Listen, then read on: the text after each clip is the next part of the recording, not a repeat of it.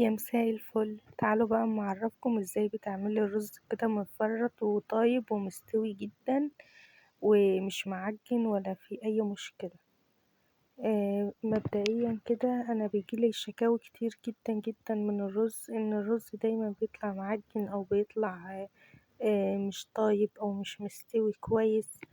وكتير مننا او من البنات اللي لسه مبتدئة يعني مش بتعرف انها تظبط الرز او تظبط سوى الرز. تعالي انا هقولك بكل تفصيل دلوقتي الرز بيستوي ازاي، وعشان ما يطلعش منك فيه مفيهوش ولا غلطة، يطلع منك بيرفكت وجميل جدا زي اللي مامتك ومامتي بتعمله وبيكون ممتاز جدا.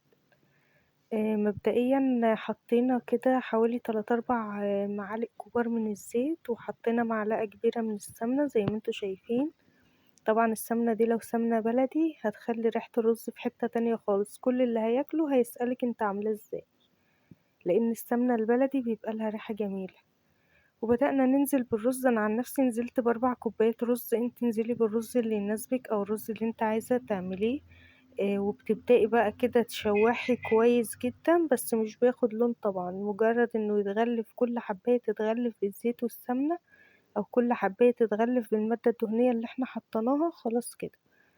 ابدأي بقى شوحيه وغلفيه كويس جدا بالمادة الدهنية دي، علشان خاطر لما نيجي نسويه مفيش ولا رزاية تمسك في التانية، يبقى كل رزاية لوحدها بعيد عن التانية تماما، ويبقى مستوي كويس جدا جدا ويبقى طعمه رهيب.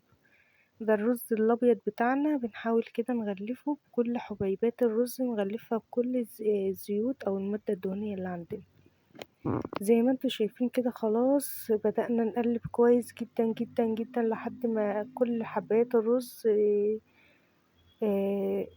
زي ما انتوا شايفين كده اتغلفت. طبعا لو وصلت معايا لحد هنا ما تنسيش اللايك بتاعي. وطبعا بعتذر ان الفيديو مش واضح كويس لان كانت الكهرباء قطعت، وانا كنت محتاجة انزل لكم الفيديو ده ضروري لان ما كانش ينفع اتأخر بيه اكتر من كده. كنت مجهزة له وراح اصور، بس للاسف الكهرباء قطعت، فانا صورت على ضوء الموبايل. هو كويس خالص بالنسبة لكم انتوا واضح. ده الملح. بعد ما غلفته كويس وشوحته كويس بدأت احط له الملح، وبعد كده بدأت احط له معيار المية الكويس. انا طبعا في رز بيشرب مية كتير ورز لا، على حسب نوع الرز بتاعك، ولكن الرز اللي عندي ده كان كل كوباية مية كل كوباية رز حطيت قصادها كوباية مية بالظبط.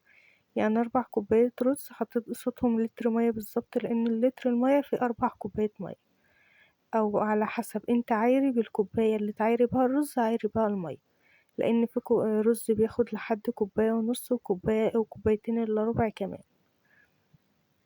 زي ما انتوا شايفين كده أول ما نشف من المية بتاعته بدأت أهدى عليه جدا شمعة كده، شايفين؟ حتى لو تلاحظوا انتوا مش شايفين النار أصلا، هادية جدا جدا. وهبدأ أسيبه كده مع نفسه، كل شوية هبدأ أديله تقليبة. أنا كده اديته تقليبة وببص عليه، بسم الله ما شاء الله، خلاص دخل في السوى، أو يعني استوى، ما عادش فيه ولا غلطة. زي ما انتوا شايفين كده بوريكم، شايفين وانا بنزل الرز مفيش حباية لازقة في اختها، حرفيا مفيش حباية لازقة في اختها. زي ما انتوا شايفين كده مفرط وجميل، ولا معجن بقى ولا الحباية ما طابتش ولا اي حاجة خالص. الرزاية مفرطة ومش لازقة في اختها، والرز جميل. بتحطيه بقى في مكبس، بتغرفي كده من الحلة مباشر زي ما انتوا شايفين كده.